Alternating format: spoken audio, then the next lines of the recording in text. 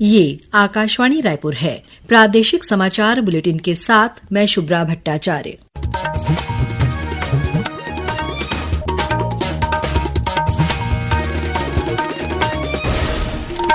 और अब पेश है आज के मुख्य समाचार। राष्ट्रपति द्रौपदी मुर्मू कल दिल्ली में आयोजित समारोह में नारायणपुर जिले के पंडित राम मंडावी को पद्मश्री सम्मान से सम्मानित करेंगी। रायपुर में जल्द ही देश का प्रमुख आर्टिफिशियल इंटेलिजेंस आधारित डेटा सेंटर स्थापित होगा। आज राजभवन में स्काउट्स और गाइड्स का राज्य स्तरीय अलंकरण समारोह आयोजित किया गया और मौसम विभाग ने कल बस्तर, रायपुर और दुर्ग संभाग के कुछ जिलों में भारी बारिश होने की संभावना जताई है। अब समाचार विस्तार से। कल दिल्ली में आयोजित होने जा रहे एक समारोह में राष्ट्रपति द्रौपदी मुर्मू देशभर से चुनी गई विभूतियों को पद्म पुरस्कारों से सम्मानित करेंगी। इनमें नारायणपुर जिले के ग्राम गढ़बेंगाल के पंडित राम मंडावी भी शामिल हैं, जिन्हें राष्ट्रपति कल पद्मश्री सम्मान प्रदान करेंगी। पारंपरिक कलाकार पंडित राम मंडावी को इससे पहले छत्तीसगढ़ सरकार द्वारा दाऊ मंदराजी सम्मान से नवाजा जा चुका है। श्री मंडावी पारंपरिक वाद्य यंत्र, हाथ से बजाई जाने वाली बांसुरी, डुसीर, सिंग की तोड़ी, कोटोड़का और उसूड़ को बनाने में पारंगत हैं। श्री मंडावी न केवल भारत में बल्कि रूस, फ्रांस, जर्मनी, इटली जैसे देशों में भी अपनी कला का प्रदर्शन कर चुके हैं। रायपुर में जल्द ही देश का प्रमुख आर्टिफिशियल इंटेलिजेंस आधारित डेटा सेंटर स्थापित होगा।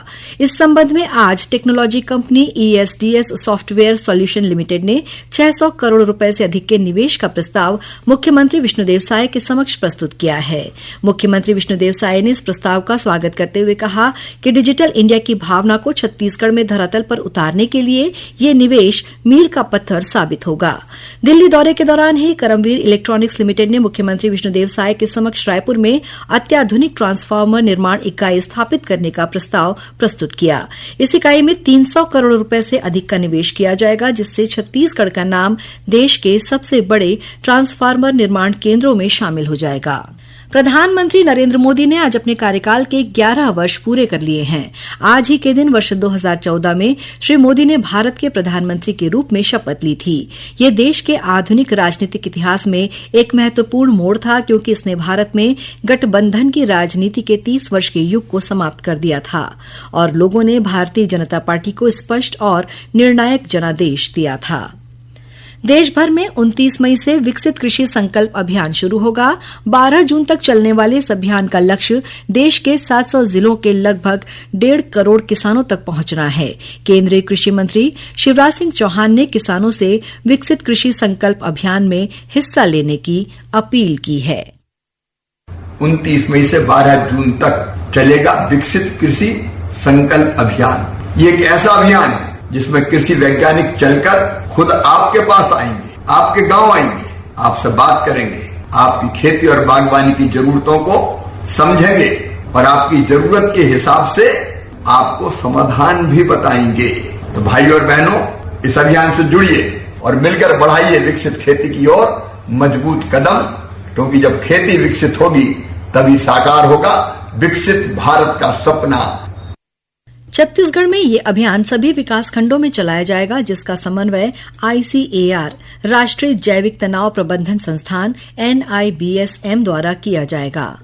आज राजभवन में स्काउट्स और गाइड्स का राज्य स्तरीय अलंकरण समारोह आयोजित किया गया। समारोह के मुख्य अतिथि राज्यपाल रमेन डेका ने सर्वश्रेष्ठ स्काउटर, गाइडर, रोवर, रेंजर और स्काउट गाइड को राज्यपाल पुरस्कार से सम्मानित किया। इस अवसर पर राज्यपाल ने कहा कि जलवायु परिवर्तन की समस्या को देखते हुए प्रकृति और पर्यावरण को सुरक्षित रखना हम सबकी जिम्मेदारी है। स्काउट्स और गाइड्स को इसमें अपना सक्रिय योगदान देना चाहिए। श्री डेका ने छत्तीसगढ़ के स्काउट्स, गाइड्स, रोवर्स, रेंजर्स द्वारा आपदा प्रबंधन, पर्यावरण संरक्षण, जल संरक्षण, पेड़ लगाने और उन्हें संरक्षित रखने, साइबर अपराध, जाति भेदभाव जैसे अन्य विषयों पर विभिन्न माध्यमों से समाज को जागरूक करने की दिशा में किए जा रहे कार्यों की प्रशंसा की। इस कार्यक्रम में विभिन्न जिलों से आए स्काउटर, गाइडर, रोवर, रेंजर उपस्थित थे। मतदाताओं की सुविधा बढ़ाने और मतदान दिवस की व्यवस्थाओं को सरल बनाने के उद्देश्य से निर्वाचन आयोग ने 2 और व्यापक निर्देश जारी किए हैं। इनमें मतदान केन्द्रों के बाहर मोबाइल जमा सुविधा प्रदान करना और प्रचार नियमों का सरलीकरण शामिल है।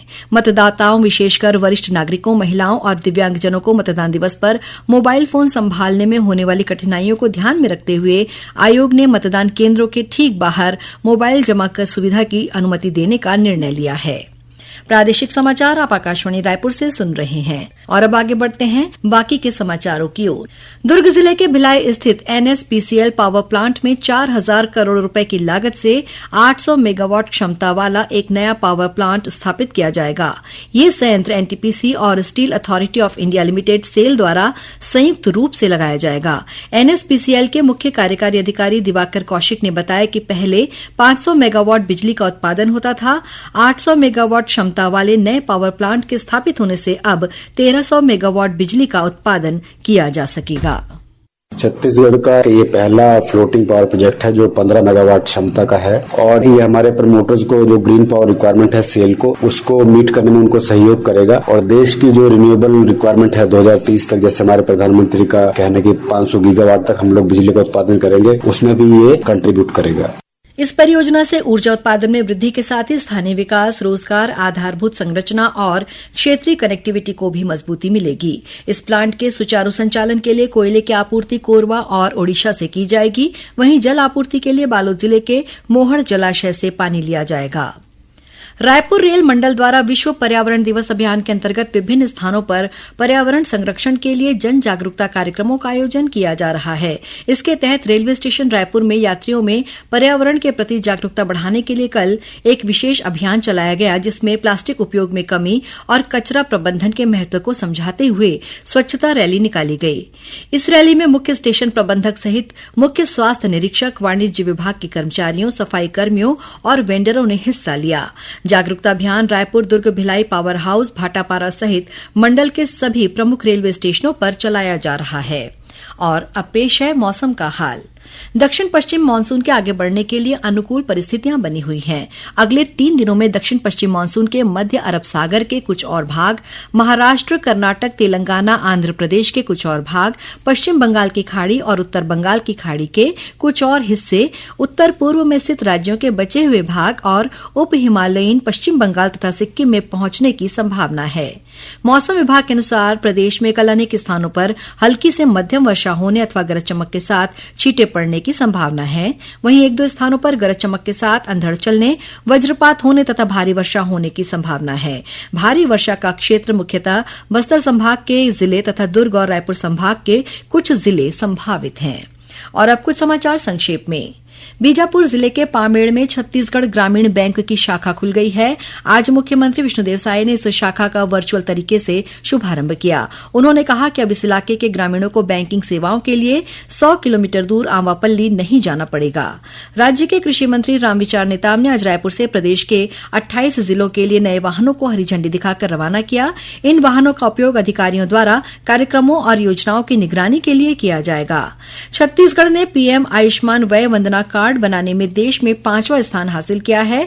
राज्य के 3,60,000 से अधिक वरिष्ठ नागरिकों को इसके जरिए निःशुल्क इलाज की सुविधा मिल रही है। प्रदेश में आज महिलाओं ने पारंपरिक श्रद्धा और आस्था के साथ वट सावित्री व्रत पूजन संपन्न किया। इस अवसर पर विवाहित महिलाओं ने वट वृक्ष की पूजा कर अपने पति की दीर्घायु, सुख समृद्धि और परिवार की मंगल कामना की। दुर्ग जिले में 50 पुलिसकर्मियों का तबादला किया गया है। एसएसपी विजय अग्रवाल ने 2 निरीक्षकों, 3 उप निरीक्षकों और 5 प्रधान आरक्षकों सहित 40 आरक्षकों का स्थानांतरण किया है। गौरेला पेंड्रा मरवाही जिले के पेंड्रा स्थित लोहारी मोड़ पर आज एक ट्रैक्टर की चपेट में आने से क्षेत्र के प्रधान पाठक की मौके पर ही मौत हो गई। और रायपुर की गंज पुलिस ने तेलघानी नाका के पास एक अंतर्राज्यीय गांजा तस्कर को गिरफ्तार किया है। इसके पास से करीब 11 किलोग्राम गांजा बरामद किया गया है, जिसकी कीमत करीब 1,14,000 रुपए आंकी गई है। अंत में मुख्य समाचार एक बार फिर। राष्ट्रपति द्रौपदी मुर्मू कल दिल्ली में आयोजित समारोह में नारायणपुर जिले के पंडीराम मंडावी को पद्मश्री सम्मान से सम्मानित करेंगी। रायपुर में जल्द ही देश का प्रमुख आर्टिफिशियल इंटेलिजेंस आधारित डेटा सेंटर स्थापित होगा।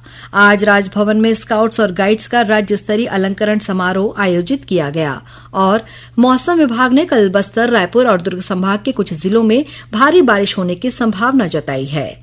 इसी के साथ प्रादेशिक समाचार बुलेटिन समाप्त हुआ। नमस्कार।